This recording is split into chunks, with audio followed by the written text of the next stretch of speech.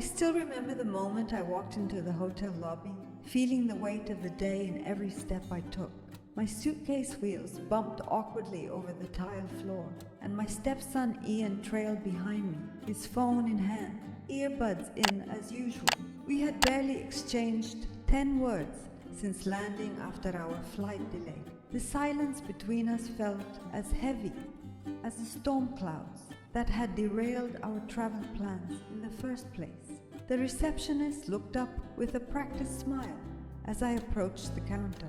For a brief moment, I thought things might finally start going smoothly, but then her words hit like a second thunderstorm. "I'm so sorry," she said, her tone more apologetic than the situation warranted. "Unfortunately, all our 2-bedroom suites are fully booked tonight. The best I can offer you is a single queen room.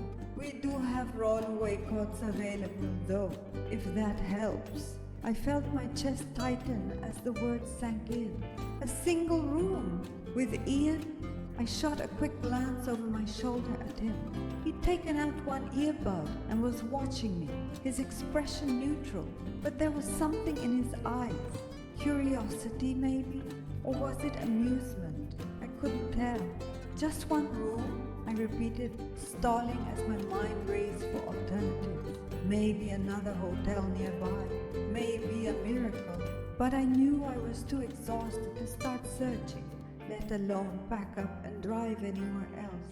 "Yes, ma'am," the receptionist said, her sympathetic smile doing nothing to ease my growing discomfort. "The storms have stranded a lot of travelers, and we've been fully booked since early this evening." I glanced back at Ian again. He had both earbuds out now, leaning casually against the counter, as though none of this was particularly concerning. His calmness irritated me. Or maybe it unsettled me. "That'll be fine," I said finally, forcing a polite smile I didn't feel. "We'll take the room." The elevator ride-up was silent, except for the faint hum of the machinery. I clutched the room keycard tightly, my mind swirling with ways to make the arrangement as uneventful as possible. Ian leaned casually against the wall, his hands in his jacket pockets, his expression unreadable. When we stepped into the room, my first thought was how small it was. The bed, a single queen, dominated the space, with barely enough room for a narrow desk and a chair in the corner. The air felt too close, the faint scent of air freshener doing little to mask the sterile hotel smell. Ian set his duffel bag on the bed and stretched out his arms. "Cozy," he said with a hint of sarcasm, his lips quirking into the faintest smile. I forced a laugh, hoping it sounded casual. "You're taking the cot," I said, more firmly than I intended. He shrugged. "Whatever you say." I tried to make myself busy, unpacking toiletries, plugging in my phone charger, anything to avoid the awkwardness settling over the room like a fog. Ian, meanwhile, made himself at home, flipping through TV channels like we were on a carefree family vacation. "Nothing good on," he muttered after a while, tossing the remote aside and leaning back against the headboard. The sound of his voice pulled me from my thoughts, and I glanced at him. He looked completely at ease, his legs stretched out, his head resting against the pillows I'd been hoping to claim for myself. I turned my attention back to my things, trying to ignore the tightening in my chest. "You've been quiet," he said after a moment, his voice cutting through the silence. I glanced at him again, caught off guard. "Just tired," I replied, my tone light but clipped. "It's been a long day." He nodded slowly, his gaze lingering on me in a way that made my stomach churn. "Yeah, it has. Still, kinda nice to just hang out for once. We don't really do that much, you know." His words were casual, but they hit a nerve I hadn't realized was exposed. He wasn't wrong. We didn't spend much time together. My relationship with Ian had always been polite but distant. It was easier that way, safer. But now, with the two of us crammed into this small room, that distance felt impossibly hard to maintain. "Yeah," I said finally, forcing a smile and quickly looking away. "I guess it is." The evening dragged on. We ordered takeout from a nearby diner and ate in near silence, the awkwardness growing heavier with every passing moment. I couldn't shake the feeling of being watched, even when I turned my back to organize my things. By the time I finally climbed into bed, I was more exhausted than ever, but sleep felt impossible. I lay there staring at the ceiling, the dim light from the TV casting faint shadows across the room. Ian was on the cot by the window, his breathing steady and calm, but I could feel his presence as though he were right beside me. I closed my eyes, willing myself to relax. It was just one night, I told myself. Just one night, and then this would all be behind us. But deep down, I couldn't shake the sense that something had shifted, something unspoken, something dangerous, and I had no idea how to fix it. After a few minutes of strained silence, Ian spoke again, his tone lighter. "So, what's the plan today? Are we still driving out to the conference?"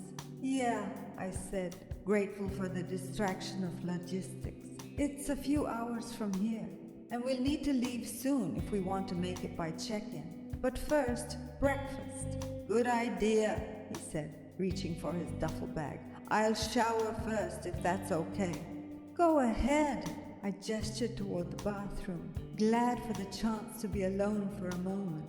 As the door clicked shut behind him and I heard the faint hiss of the shower, I sank onto the edge of the bed, letting out a breath I hadn't realized I was holding.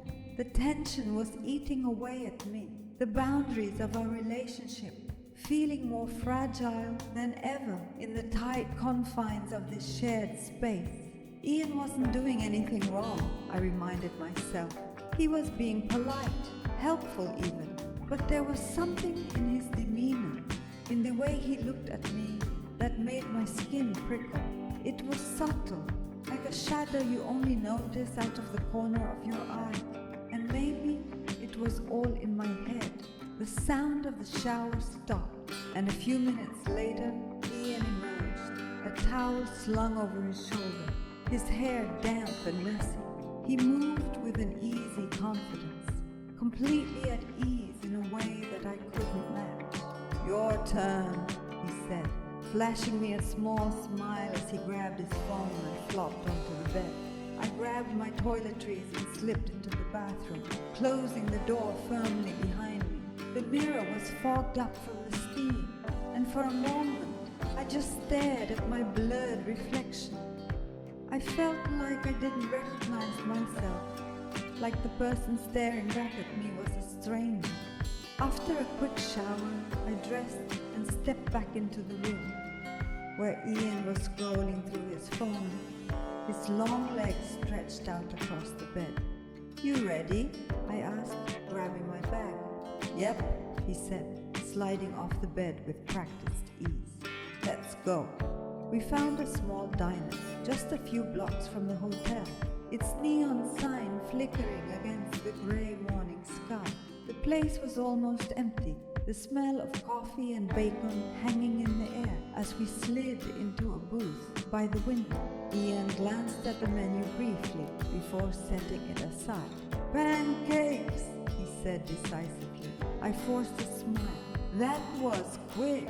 "Life's too short to overthink breakfast," he said with a grin. "What about you?" I stared at the menu, the words blurring together as my thoughts drifted. "Omelette, I guess," I said finally, closing the menu and setting it down. He studied me for a moment, his smile fading slightly. "You okay? You've been distant." I looked up at him, startled by the sudden change in his tone. "I'm fine," I said quickly, too quickly. "You don't seem fine," he said, leaning forward slightly, his elbows resting on the table. His gaze was steady, unflinching. "I'm just tired," I said, hoping he'd drop it, but he didn't. "Is it me?" he asked, his voice quiet but firm. "What?" I blinked at him, caught off guard. Am I making you uncomfortable? His directness left me momentarily speechless. No, I said, shaking my head. Of course not. Why would you think that? He leaned back in the booth, his expression unreadable. You've been acting different ever since we got to the hotel. I don't know. I feel like I'm doing something wrong, but I don't know what it is. I opened my mouth to reply, but the waitress arrived with our coffee, breaking the tension. I busied myself with adding cream and sugar, grateful for the distraction. You're not doing anything wrong, I said finally, my voice softer. It's just this trip, the delays, the hotel mix-up. It's all been a little overwhelming. He nodded slowly, but I could tell he wasn't entirely convinced. All right, he said after a moment, picking up his coffee. If you say so. The rest of breakfast passed in a blur of small talk and half-hearted attempts at normalcy. But beneath the surface, the tension remained, an unspoken undercurrent that neither of us could quite address. As we walked back to the car, the rain had stopped, leaving the streets slick and shiny under the grey sky. Ian carried both our bags, his casual kindness catching me off guard. Thanks, I said as he loaded them into the truck. He shrugged. No big deal, but it felt like a big deal. Every little gesture, every glance, every word carried a weight that I couldn't ignore. And as we drove toward the conference, the miles stretching out before us, I couldn't shake the feeling that something fundamental had shifted between us, and I didn't know if we could ever shift back. By the time we arrived at the conference hotel, the weight of the past day had grown unbearable. I'd spent the entire drive replaying every glance, every word, and every silence, trapped in a loop of second-guessing and overthinking. Ian had been quiet for most of the trip, sensing my unease, but his occasional comments or questions felt like small pebbles dropping into a still pond, rippling out into my already fragile composure. As soon as we checked in and settled into our new rooms, thankfully separate ones this time, I sat on the edge of my bed and stared at the floor. I couldn't keep doing this. The tension between us had gone beyond what I could brush off as mere awkwardness or miscommunication. It wasn't just the proximity, the late-night talks, or even Ian's quiet intensity. It was me, my silence, my avoidance, my unwillingness to face what was happening head-on. I couldn't afford to let this continue, not for Ian's sake, not for mine, and certainly not for my husband's. Before I could talk myself out of it, I walked down the hall to Ian's room and knocked. He opened the door almost immediately, looking surprised but not unkind. Hey, he said, stepping aside to let me in. Hey, I replied, my voice steadier than I'd expected. I entered the room, keeping my movements purposeful. The air between us felt heavy again, but this time I was determined to cut through it. Ian sat on the edge of his bed, his hands resting on his knees, waiting for me to speak. His expression was curious but wary, like he knew something important was coming. I took a deep breath and folded my arms, more to steady myself than anything else. Ian, we need to talk. His eyebrows lifted slightly. About what? About this, I said, gesturing vaguely between us. Whatever's been happening since yesterday, I can't keep ignoring it. He leaned back slightly, his expression unreadable. I don't know what you mean. Yes, you do, I said firmly, meeting his gaze. There's been this tension between us, and I think you've noticed it too. Ian hesitated, then nodded slowly. Okay, maybe I have, but I don't think it's as big a deal as you're making it out to be. It is a big deal, I said, my voice rising slightly. Ian, you're my stepson. I'm your stepmother, and I love your dad. This, whatever this is, It has to stop. He studied me for a long moment, his expression shifting from defensiveness to something soft. I'm sorry, he said finally. I didn't mean to make you uncomfortable. I guess I don't know. I know you didn't mean to, I said, my tone gentler now. But we have to be clear about our boundaries. This trip, the hotel mix-up, it's all temporary. But our family is permanent. We can't let this ruin what we have. Ian nodded again, his gaze dropping to the floor. You're right. I've been off, I guess. Maybe I've been reading too much into things. I didn't mean to cross any lines. I sighed, some of the tension in my chest easing. It's not just you, Ian. I've been overthinking everything, and I'm sorry if I made things more complicated than they needed to be. But we need to move past it. He looked up at me, his expression earnest. I get it, and I'll do better. I don't want to mess things up either. I nodded, relief washing over me. Thank you. I think this trip has just thrown both of us off balance. Let's focus on getting through it and getting back to normal. Ian offered a small smile, and for the first time in what felt like days, the atmosphere between us felt lighter. Sounds like a plan. As I left his room and walked back to mine, I felt a renewed sense of clarity. Addressing the tension directly had been uncomfortable, but it was necessary. For the first time since this trip began, I felt like I could breathe again. This wasn't just about protecting my marriage or my family.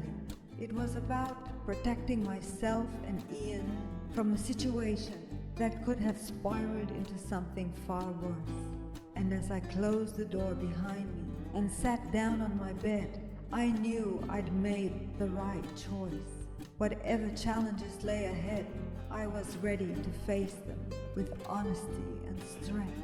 By the time the sun began to set, casting long golden streaks across the room's pale walls, I knew I couldn't let another hour pass without confronting what had been building between us. The unspoken tension felt suffocating, filling every shared moment with a charged energy I couldn't ignore. Ignoring it any longer would only let it fester, and I refused to allow that. For Ian's sake, for my own, and for the sake of the family I'd promised to nurture and protect. I had spent the afternoon in a haze of overthinking, pacing the small space of my room while trying to make sense of my emotions. There had been nothing overtly inappropriate about Ian's behavior or mine. Yet the weight of our shared moments, the stolen glances, the faint undercurrent of something unsaid felt far too significant to dismiss. I stared at my reflection in the bathroom mirror, gripping the edges of the sink, as if grounding myself. The face looking back at me seemed worn and unfamiliar, a mix of exhaustion and something harder to define, something close to guilt. How had we gotten here? More importantly, how was I going to steer us back to safety? I dried my hands, squared my shoulders, and left my room before I could lose my nerve. Ian's door was just a few steps away. The soft carpet muffled the sound of my footsteps, but the sound of my pulse roared in my ears, a steady, insistent drum beat. When I knocked, the pause before he answered felt like an eternity. The door finally opened, revealing Ian's familiar face, his expression caught somewhere between surprise and curiosity. "Emily," he said, stepping back to let me in. "What's up?" I hesitated for a fraction of a second before walking into the room. His face mirrored mine, neatly made bed, an open suitcase on the luggage rack, and the faint scent of aftershave lingering in the air. I turned to face him, my arms crossed defensively across my chest, not because I was angry, but because I needed the barrier. "We need to talk," I said, my voice firmer than I felt. He raised an eyebrow, closing the door and leaning casually against the wall. Okay, about what? I searched his face, looking for some sign that he already knew where this conversation was going, but his expression remained neutral. That made it harder in a way. If he'd been defensive or dismissive, I could have matched his energy, but his openness left me feeling vulnerable. About us, I said finally, the words hanging in the air like an unanswered question. Ian straightened slightly, his casual posture shifting into something more alert. What about us? I took a deep breath, trying to organize my thoughts before they spilled out in a rush. This trip hasn't gone the way either of us planned, I began, keeping my tone steady. The mix-up with the hotel, the late-night conversations, the tension between us. It's all been a lot. His expression shifted, just a flicker of something unreadable, but he didn't interrupt. I need to be clear about something, I continued, forcing myself to meet his gaze. Ian, I care about you. You're my stepson, and that means something to me. But the way things have felt over the past day, I think we're both aware that something has been off, and I need to address it before it becomes a problem. His eyebrows knit together, and he opened his mouth to speak, but I held up a hand to stop him. Let me finish, I said. I don't think this is entirely your fault or mine. We've been thrown into an unusual situation, and maybe it's just the stress of traveling, the lack of personal space. Whatever it is, I need to make sure we're on the same page. I love your dad, Ian, and I value the relationship we've all worked so hard to build as a family. But that relationship only works if we respect certain boundaries. He sighed, running a hand through his hair. And for the first time since I started talking, he looked genuinely uncomfortable. Emily, I think you're overthinking this, he said carefully. Yeah, things have been a little weird, but it's not like, I don't know. I didn't think it was a big deal. It is a big deal, I countered, my voice soft but firm. Even if it's just unspoken, even if nothing concrete has happened, the fact that we're having this conversation means it matters. Ian looked down, his hands resting on his hips as he processed what I was saying. I didn't mean to make you feel uncomfortable, he said finally, his voice quieter now. I guess I don't know. I wasn't thinking about it that way. I know you didn't mean to, I said, taking a step closer but still keeping a respectful distance.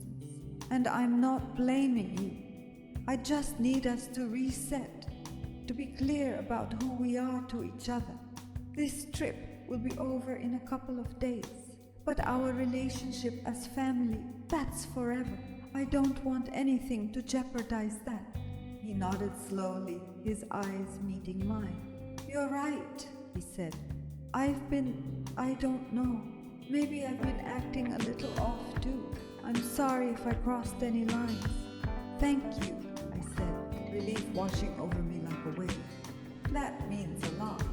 For a moment, we stood there in silence, the tension between us finally giving way to something softer, understanding maybe. Ian's posture relaxed, and I felt a small but significant shift in the air around us.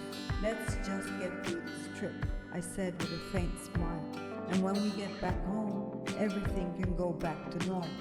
Deal, he said, offering a small smile of his own. As I left his room and walked back to mine, I felt a weight lift from my shoulders. Addressing the situation hadn't been easy, but it had been necessary.